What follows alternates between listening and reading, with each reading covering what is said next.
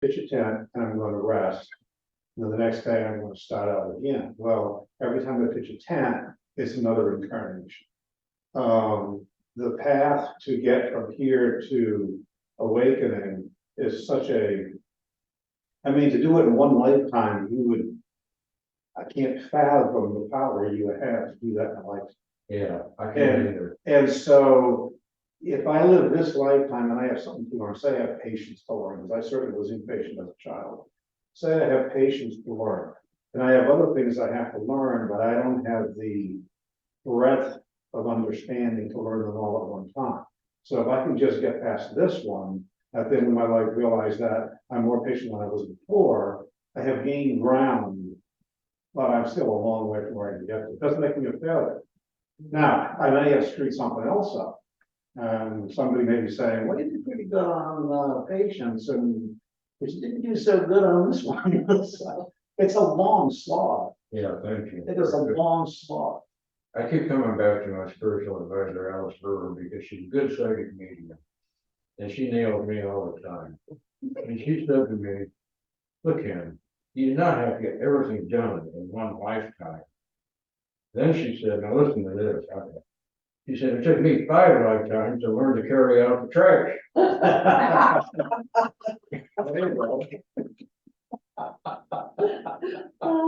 This is why I disagree with this whole idea of getting out of this birth and death and rebirth cycle. We're going into the 90s this week. We're going to hit 100 Thursday. What's going to happen to the lawn? It's gonna back off. It's gonna say, I'm going dormant. yes, I have to rest. Sorry, sleepy night nights. Yeah. Wish me up in September. Exactly. It's like it's going to die. Then we get this horrendous rain, and all of a sudden it's alive. What happens to the grass every winter? It dies. What happens to the grass in the spring? It's alive. It's reborn. It's reincarnated. Because I've dug up a patch here and I put it over here and it's growing over here. It's reincarnated. Is it the same grass? Maybe. Maybe not. But when we look at nature, nature tells us that everything is a cycle. Everything in nature is a cycle. I'm a spiritualist, and I go with all these natural principles. And the natural principles tell me that reincarnation, or not reincarnation, they tell me that this whole idea of getting out of reincarnation is a myth. It's a carrot to get me to go do something else. It's a carrot. We'll never get to the top of the pyramid. Do you know why? Because the most common geometrical shape in nature is called a torsion. And what it is energy flows out and then back in.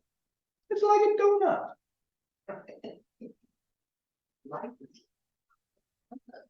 Yeah. You could say that black holes suck everything in. Quasars push it all out again. That's nature. How are you going to argue with that?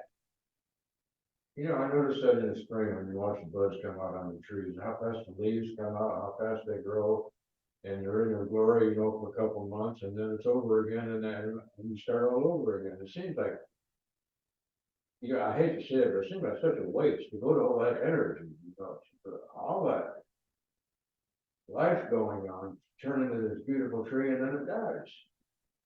Yeah. And that's exactly what Ishtar did. She began beautiful. And then she withered away.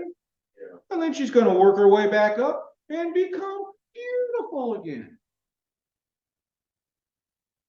How many times do we do this in one lifetime, one existence? I don't have enough fingers to count. Does this all make sense to you now?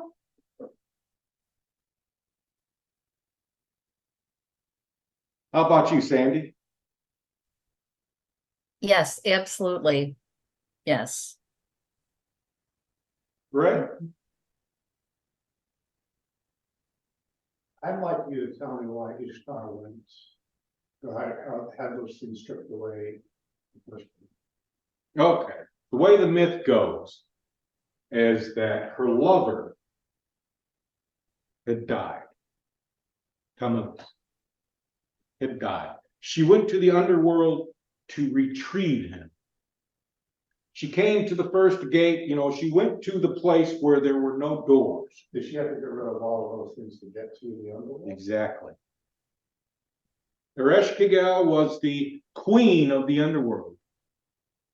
And she had to sacrifice something, give something up, in order to retrieve her lover. So these are the things that she gave up, as you said. And we willingly give these things up all the time. I'm having problems with an organization I'm part of. Oh my God. I'm up here doing all right. And then all of a sudden, no, I don't want this. And boss says, no, I don't want this. And this is what I do. I can't not do what I do.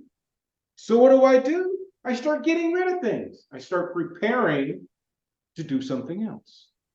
These are the steps that we all go through in order to become something else, to start over, to move to a higher plane, to move into a higher form of thinking. Next week is our baggage cleaning day. And what are we going to do? We're going to try to understand why we're carrying this particular piece of baggage with us. Because only when we get rid of this self-deception, the veil, when we get rid of that, and we fling off the robes, all the reasons we can come up with to hang on to it, and when our clothing is stripped off and we're ashamed of this because we made a mountain out of a grain of sand, only then do we realize its true value and we can give it back. And when we give it back, we feel so much better again. So much lighter. We're radiant again. This is what we do. This is our life. Ups and downs. Just like there's this, what do they call it? Typhoon in the Pacific Ocean that's now called a hurricane. People are always doing things different. That's the American way. But you know what the nice thing is about a storm when it rolls through? It strips away all the crap. And you're left with something entirely new. You either accept it or you move away and not accept it. It's that simple. That's what this is all about. Al Pacino played in that most wonderful movie that doesn't get as much press as it should. He played the devil. I cannot remember the name. Devil's Advocate, Thank you. very good movie. Boy, that's a knockout, isn't it? Yeah. He's speaking as the devil. And he says to this guy, why don't you just drop that bag of bricks you're carrying around? It's that easy. Just drop it. Buddhist teachings. You want to end your suffering? Let go of it. But before you can let go of it, you have to discover what it is. And that's what this is telling you. You have to discover what it is that you're holding on to. Because when you do make that discovery, you're embarrassed. What happens when you're embarrassed? First thing you do is you run and hide, which is exactly what she did. It's what I've done. Go and hide. And after you're done hiding, the only thing left to do is to come out into the open air and grow some more.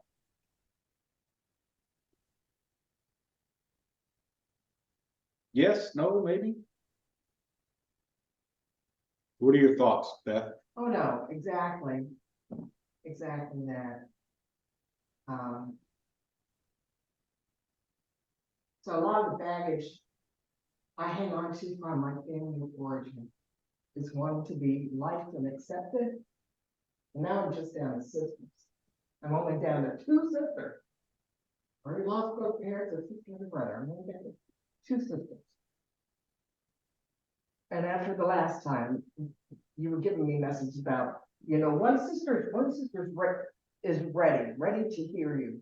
So I was telling my sister Amy, 1 year apart, some of the most conflict.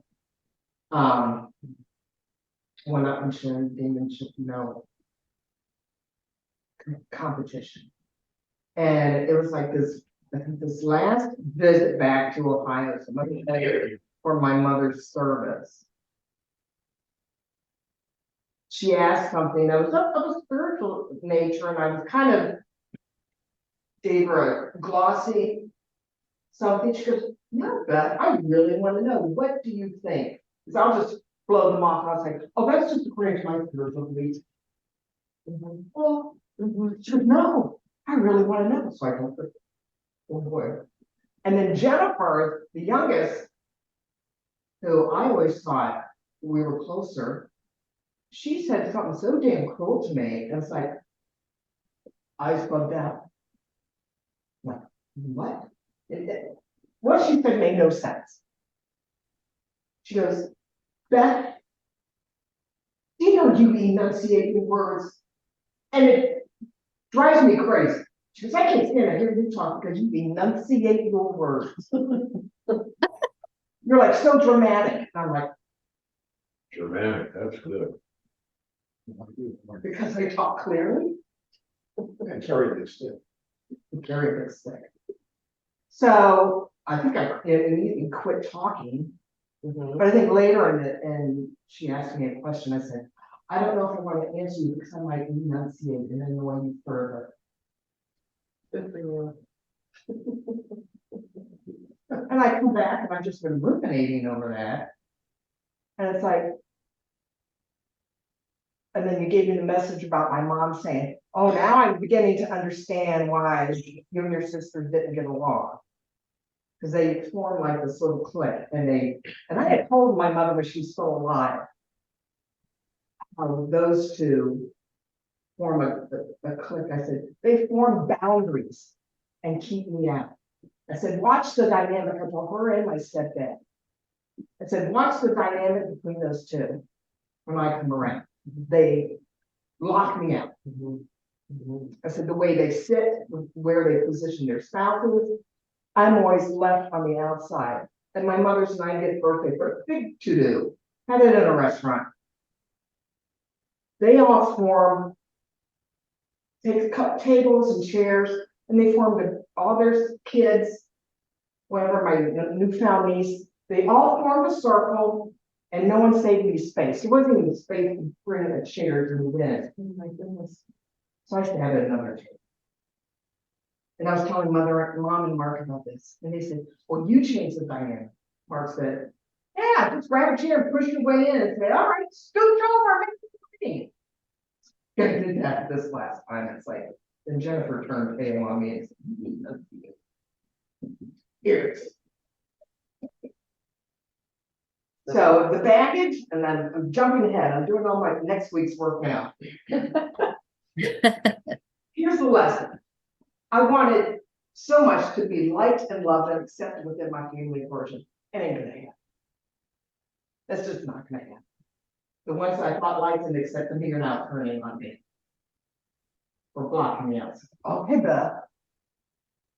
There's my lesson. I don't need that. I don't need that to be whole. I don't need that to be me. And I can enunciate all I want. Nobody else knows the way I talk. I don't want to give that. Good So for that's this birth, rebirth stuff. So that's one of the life lessons for this particular lifetime. Another one was betrayal. I've gone through several stages of those. So those are done. So now it's this. I must be loved and accepted by every member of my nuclear families. No, I don't. No, I don't. Find another family. Well, there's the lesson too. We're all, as families, my family, his family, you know, the siblings are all very different. And when everyone can get along, it's great, but that is not, I don't believe that is the norm, because you hear stories about families that have these terrible issues, or there's always one, you know, there's always something, and it's true with all of us. So, the lesson, I guess, is to learn to, you know, you can still love them, or as our old minister that married us, she was a trance medium. She used to say, when you're faced with this situation, you say, the soul in me loves the soul in you.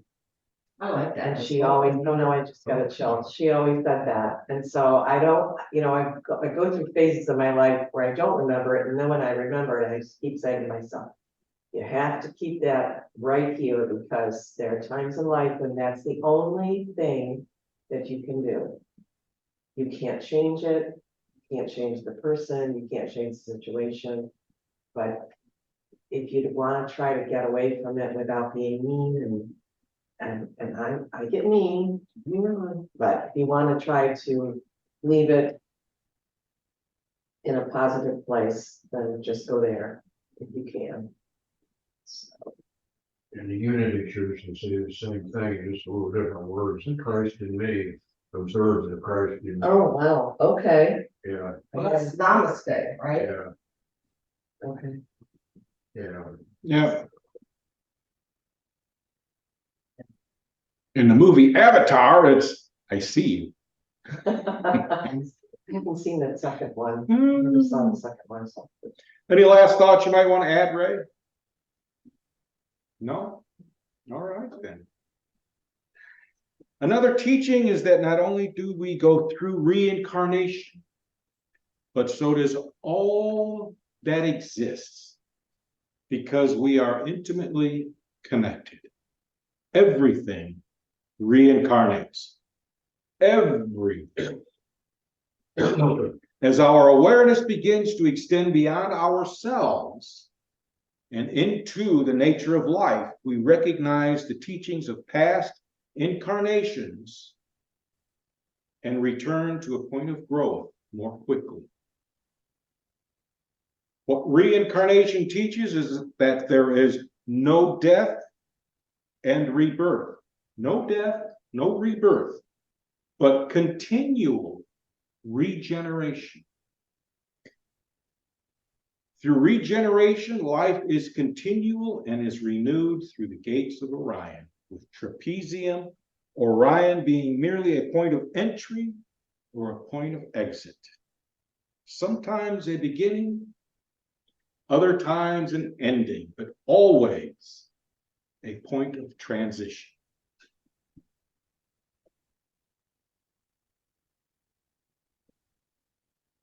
And I'm going to say thank you for letting me share that with you. This went on much longer than I had anticipated.